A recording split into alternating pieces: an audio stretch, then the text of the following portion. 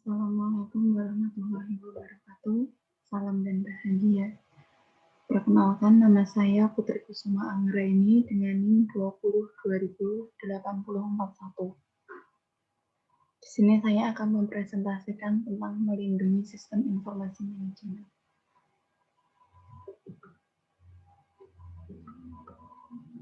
Mengapa perlu melindungi sistem informasi manajemen? Informasi merupakan aset yang sangat penting dalam suatu perusahaan. Oleh karena itu, informasi harus dapat dilindungi.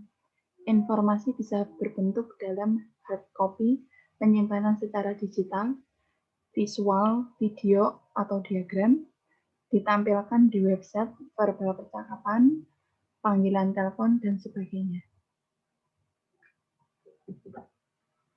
Tipe-tipe ancaman terhadap keamanan sistem komputer. Yang pertama, interupsi. Sumber daya sistem komputer dihancurkan atau menjadi tak tersedia atau tak berguna. Interupsi merupakan ancaman terhadap ketersediaan. Contohnya, penghancuran bagian perangkat keras seperti hard disk dan pemotongan kabel komunikasi. Yang kedua, intersepsi. Pihak tak diotorisasi dapat mengakses sumber daya. Intersepsi merupakan ancaman terhadap keterahasiaan. Pihak tak diotorisasi dapat berupa orang atau program komputer. Contohnya, penyadapan untuk mengambil data rahasia dan mengcopy file tanpa diotorisasi. Yang ketiga, modifikasi. Pihak tak diotorisasi tidak hanya mengakses tapi juga merusak sumber daya. Modifikasi merupakan ancaman terhadap integritas. Contohnya, mengubah nilai-nilai file data dan mengubah program sehingga bertindak secara beda. Dan yang terakhir, ada fabrikasi. Pihak tak diotorisasi menyisipkan atau memasukkan objek-objek palsu ke sistem. Fabrikasi merupakan ancaman terhadap integritas. Contohnya, memasukkan pesan-pesan palsu ke jaringan dan penambahan record ke file.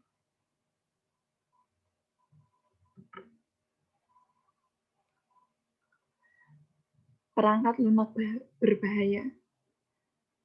Yang pertama ada virus. Virus dapat menghancurkan data, memperlambat komputer, atau mengambil alih komputer. Salah satu cara virus dapat mengambil alih komputer adalah dengan membiarkan spammer menyebarkan email menggunakan akun Anda. Yang kedua, worm. Worm adalah perangkat lunak jahat yang menyerupai virus.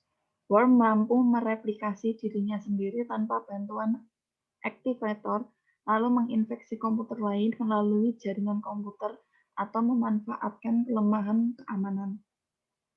Worm dapat menimbulkan gangguan besar dengan menghabiskan sumber daya sistem seperti bandwidth dan ruang hard drive. Yang ketiga, Trojan. Trojan atau sering disebut Trojan virus atau Trojan horse adalah jenis malware yang diciptakan seperti sebuah program baik, padahal tidak. Trojan dirancang guna mengelabui pengguna komputer agar mengunduhnya.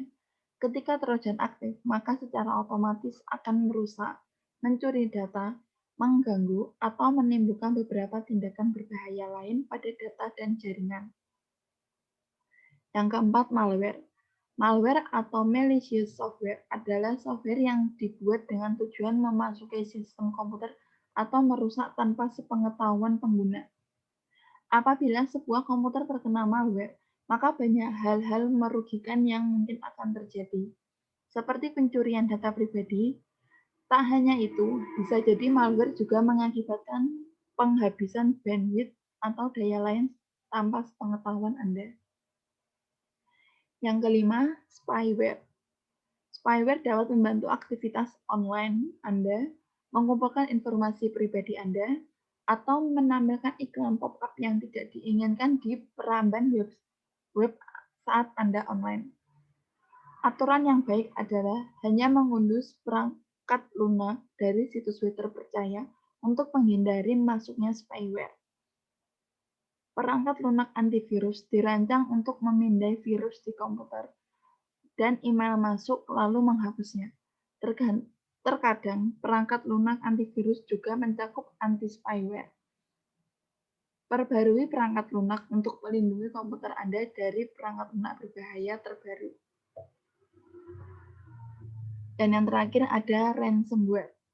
Ransomware adalah jenis malware yang paling jahat.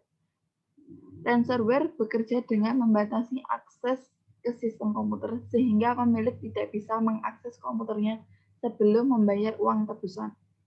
Salah satu jenis ransomware yang terkenal adalah CryptoLocker.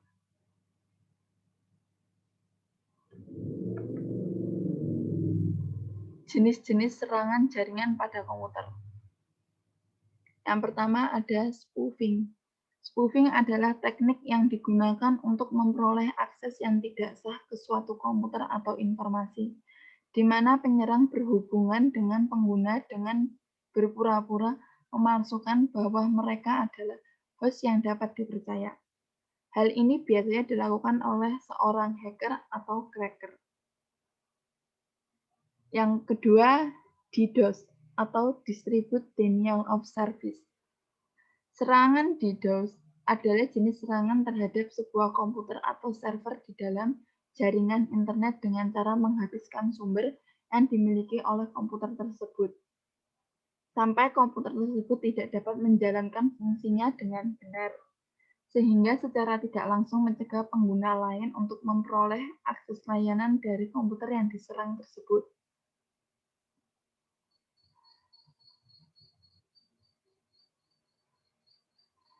Yang ketiga ada sniffer. Sniffer paket atau penganalisa paket, yang juga dikenal sebagai Network Analyzer atau Ethernet Sniffer, ialah sebuah aplikasi yang dapat melihat lalu lintas data pada jaringan komputer. Dikarenakan data mengalir secara bolak-balik pada jaringan, aplikasi ini menangkap tiap-tiap paket dan kadang-kadang menguraikan isi dari RVC atau Request for Comments atau spesifikasi yang lain. Yang keempat ada DNS poisoning. DNS poisoning merupakan sebuah cara untuk menembus pertahanan dengan cara menyampaikan informasi IP address yang salah mengenai sebuah host dengan tujuan untuk mengalihkan lalu lintas paket data dari tujuan yang sebenarnya. Cara ini banyak dipakai untuk menyerang situs-situs e-commerce dan banking yang saat ini bisa dilakukan dengan cara online dengan pengamanan token. Teknik ini dapat membuat sebuah server palsu tampil identik dengan server online banking yang asli. Oleh karena itu, diperlukan digital certificate untuk mengamankannya, agar server palsu tidak dapat menangkap data autentifikasi dari nasabah yang mengaksesnya.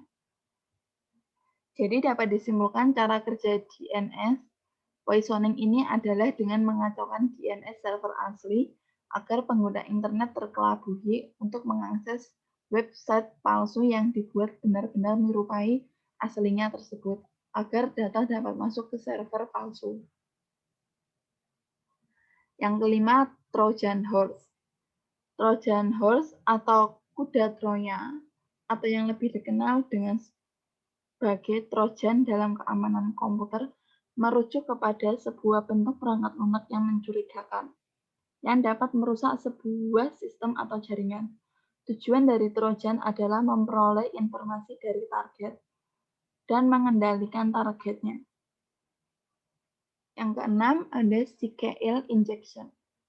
Injeksi SQL atau SQL injection memiliki makna dan arti yaitu sebuah teknik yang menyalahgunakan sebuah celah keamanan yang terjadi dalam lapisan basis data sebuah aplikasi.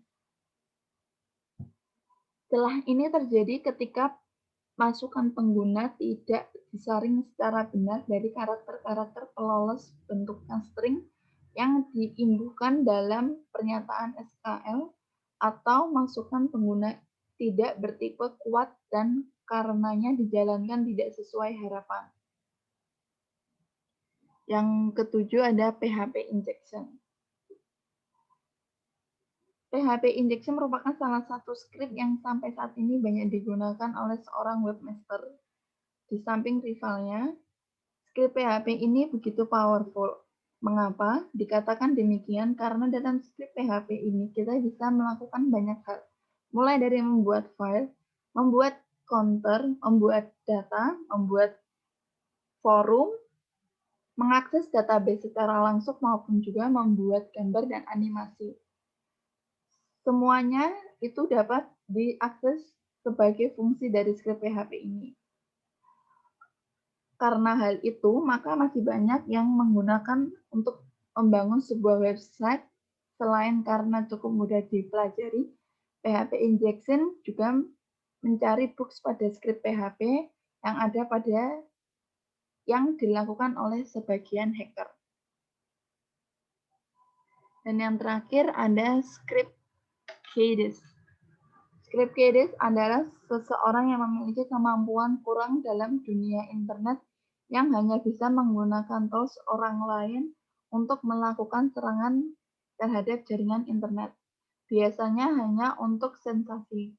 Pada zaman sekarang ini, menjadi seorang script kiddie tidaklah susah karena hanya dengan bermodal koneksi internet dan mengerti sedikit tentang komputer, orang awam pun bisa menjadi seorang script kiddie. Karena hanya sedikit mempelajari tools yang disebar di internet dan mempelajarinya, maka dia bisa menjadi seorang script kiddie. Jika seorang script kiddie telah melakukan akses penuh, maka mereka dapat sesuka hati melakukan hal apa saja. Contohnya seperti menghapus atau mencuri file-file yang penting. Sekian dari saya, kurang lebihnya mohon maaf. Wassalamualaikum warahmatullahi wabarakatuh. Salam.